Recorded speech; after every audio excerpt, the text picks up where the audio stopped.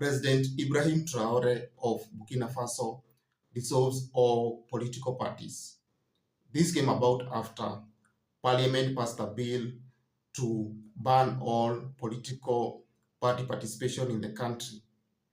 And this message was communicated by the Minister for Interior, Emil Zabo, who claimed that political parties were causing divisions in the country as the great leader Ibrahim Traore was pursuing unity and national cohesion. This comes about after the US is warming towards the Sahel States since they moved from ECOWAS and aligned with Russia.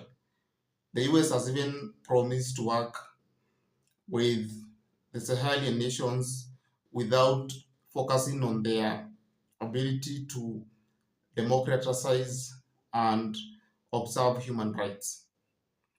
Well, on the part of Burkina Faso, Ibrahim Traore has been critical of democracy, considering he came to power through a coup that happened in September 2022, where he overthrew Paul Damiba, who had overthrown President Kabore, who had been democratically elected in January of the same year, 2022. And you have seen the dispute between Kabore, rather Damiba, and Ibrahim Traore. As late as last month, Damiba has been trying to overthrow the government of Ibrahim Traore. Going back to the issue of democracy, we find that Ibrahim Traore believes that democracy, being a colonialist concept, is against his principle of Pan-Africanism. And I would rather agree with him, considering that democracy has to be sustained through the influence of the promoters of democracy. That is the Western powers of the UK, the US, and Germany.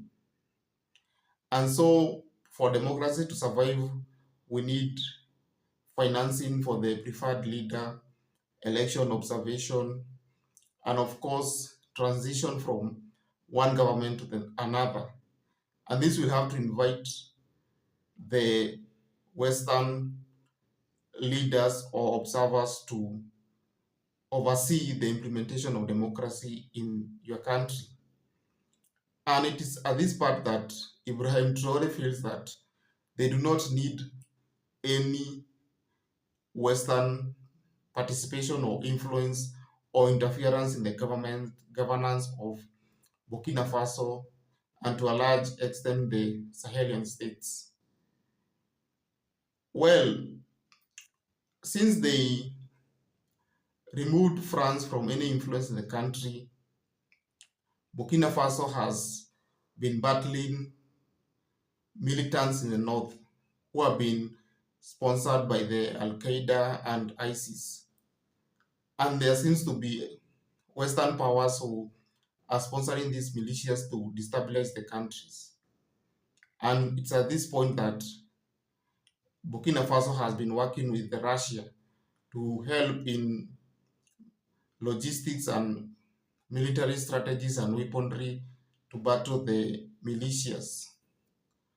Well, on the issue of self-governance, we find that Burkina Faso is struggling to maintain its Pan-Africanism, at the same time maintain its lack of democracy and ensure that the leadership of one person survives. Hence, Ibrahim Traore has been seen by his detractors as a dictator or a person who has greed for power, considering this is the same trajectory that was employed by a guy like Yoweri Museveni of Uganda, who came to power in 1986 on the promise that he will leave power within the next 4 years. And he has been in power for the last 40 years. On his part, Ibrahim Traore was supposed to hold elections in the year 2024. He has suspended the same elections and will be holding the next elections in 2029, clearly giving him a breathing space to continue ruling the country without interference from any opposition or worrying about any electoral exercise that can get him from power.